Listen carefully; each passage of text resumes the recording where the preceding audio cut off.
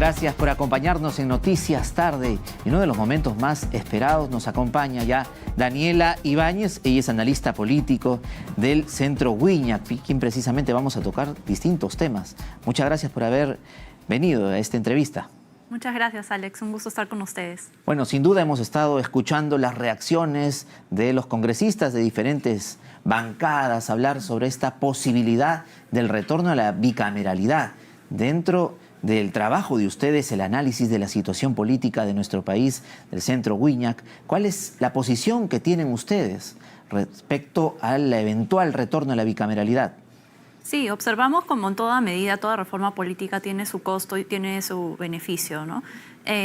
Lo curioso es que, como se sabe en la Constitución, si es que uno quiere aprobar una reforma, se tiene que hacer a través de 87 votos en dos legislaciones o con 66 votos y referéndum, ¿no? En este caso, la última votación, que tengo entendido va a ser sometida a reconsideración, se ha dejado con un solo voto, ¿no? Estaba a punto de ser aprobada y si es que no se vota favorablemente la reconsideración, entonces tendrá que ir a referéndum, ¿no? Dentro de la propuesta es bastante compleja, si es que uno lee el proyecto de ley, tiene algunos cambios importantes en tanto a lo que es la relación entre el Ejecutivo y el Legislativo, ¿no? Por ejemplo, se eliminaría el voto de confianza, algo que definitivamente cambiaría nuestro panorama político.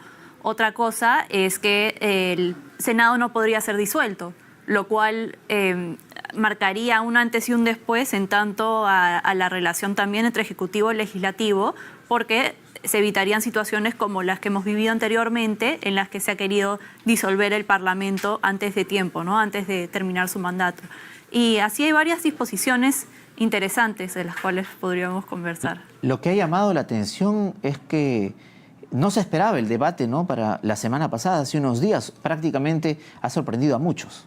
Sí, es interesante porque se ve un consenso en un Congreso extremadamente fragmentado. Más bien, no tanto un consenso, sino en las antípodas políticas se puede ver que se están arribando a ciertas decisiones de mucha trascendencia, ¿no? Por ejemplo, la elección del Tribunal Constitucional a principios de año, que es un asunto que no se ha podido pactar en el Parlamento durante muchos años. La elección reciente, bastante controversial, del Defensor del Pueblo, por ejemplo, en lo que han coincidido partidos políticos como Perú Libre, Fuerza Popular, que son completamente opuestos ideológicamente. Y ahora la bicameralidad, ¿no? Que a pesar que tiene opiniones de diferentes bancadas, se ve inclusive fragmentaciones dentro de bancadas como bloque magisterial, entre otras. Pero es interesante este fenómeno en este Parlamento con por lo menos, si no me equivoco, 13 bancadas, y que se están arribando a decisiones que cambiarían en absoluto la manera en la que vemos la política. Escuchábamos hace unos segundos declaraciones de una de las parlamentarias que se muestran en oposición al retorno a la bicameralidad y señalaba de que para el pueblo no es necesario. Bueno, eso es interesante porque en el 2018, en el referéndum que, si es que bien recordamos, impulsó Martín Vizcarra, se le consultó a la ciudadanía si es que se quería retornar a la bicameralidad. En ese momento, 90% de la población casi votó en contra. Pero yo he estado revisando encuestas de opinión unos meses antes de esa votación y lo interesante es que la aprobación estaba en un 50%. Luego, un par de meses después, cuando Martín Vizcarra se muestra en contra de esta propuesta, que recordemos fue un presidente con altos índices de aprobación, cambió mucho el índice de aprobación.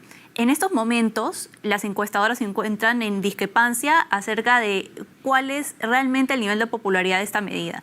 Lo que yo he podido revisar, la encuesta más reciente de Datum arroja un 43% que estaría de acuerdo con el retorno de la bicameralidad. Y la encuesta del CPI en febrero del 2023, un 30%. Entonces estamos hablando de un 30-40% que estaría de acuerdo sin ningún tipo de campaña a favor o en contra de esta medida. Ahora, también es importante cómo uno le presenta a la población este paquete, ¿no? Porque, por ejemplo, se habla de la alta impopularidad de la reelección de los congresistas, que es algo que no tenemos de momento. Entonces depende mucho de cómo es que se hace la pregunta y la consulta a la ciudadanía respecto a la bicameralidad.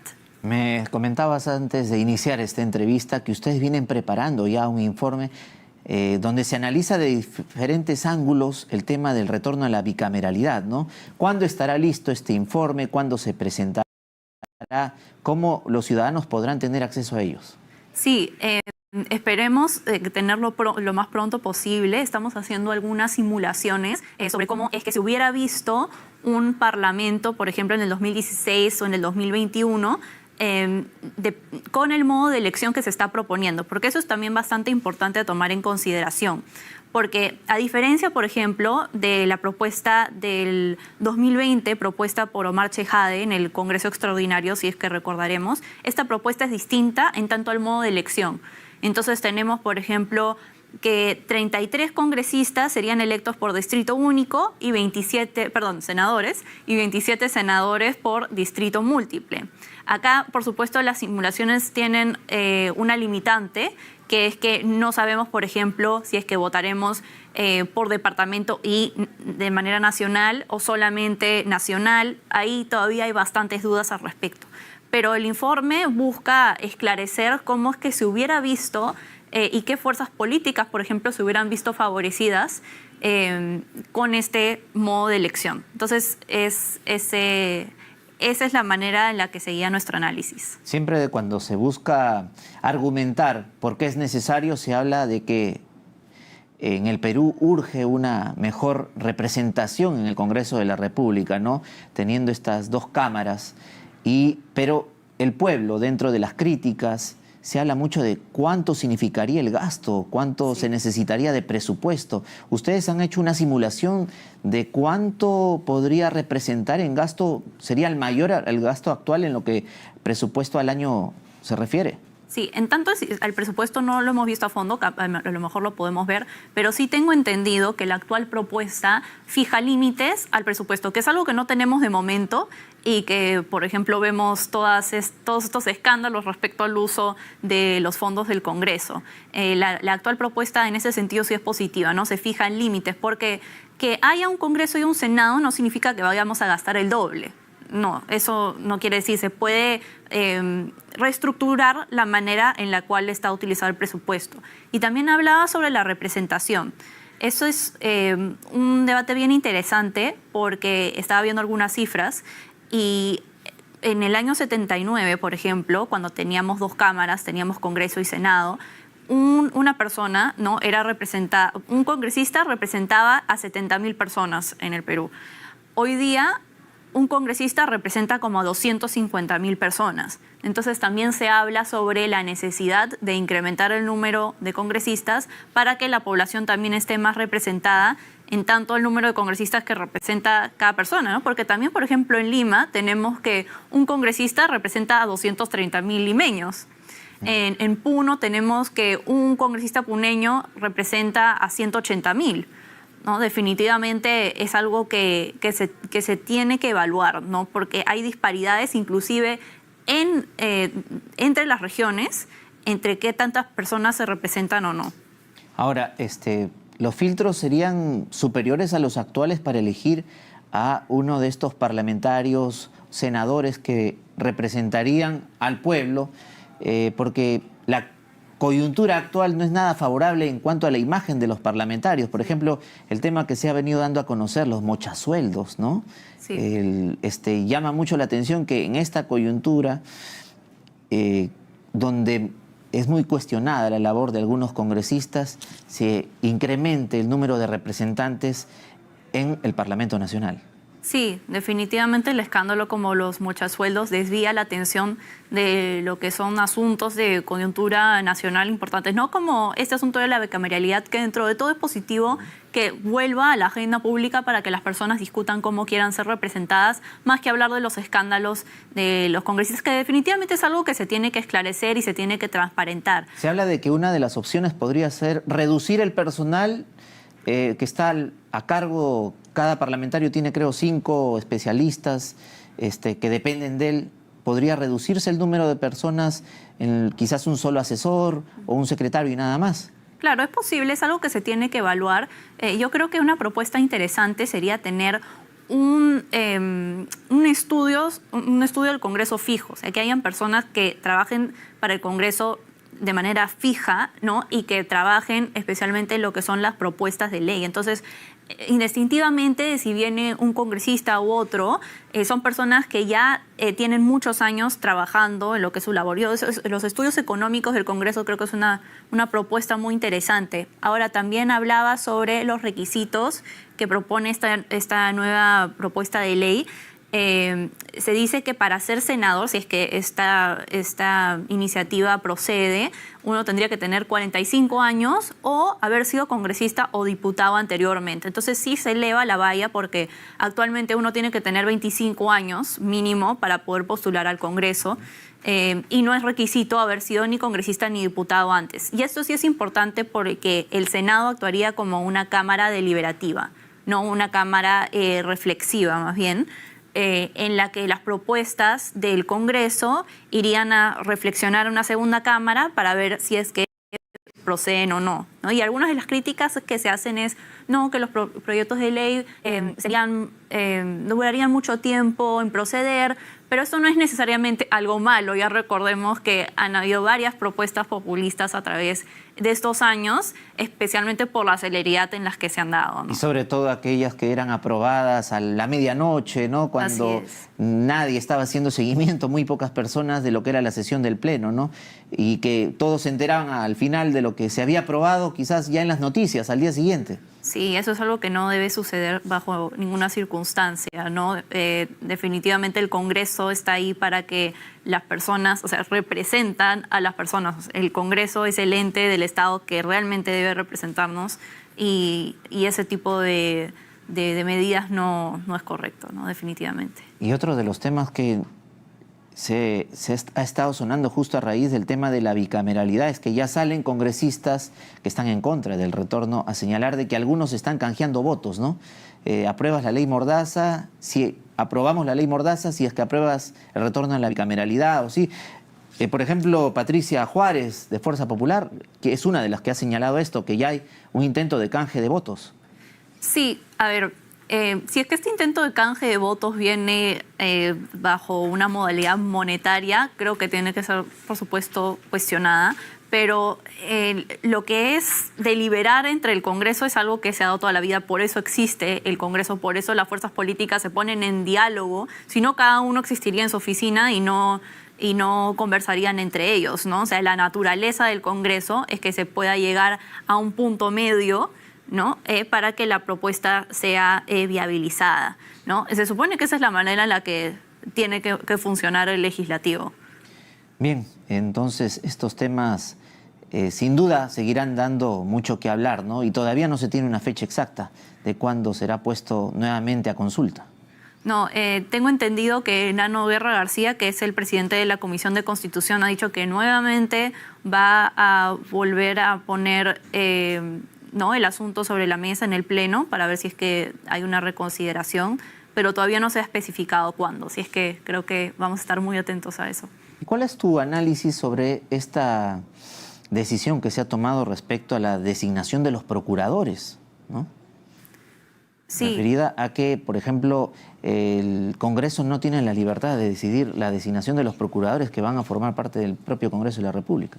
Sí, entiendo que el Procurador General de la República, justo estaba leyendo una entrevista a él en el diario El Comercio, ha criticado bastante esta medida. Es más, estuvo en diálogo con el ministro de Justicia. El ministro de Justicia se había mostrado en contra inicialmente y parece que luego no ha continuado ese escepticismo.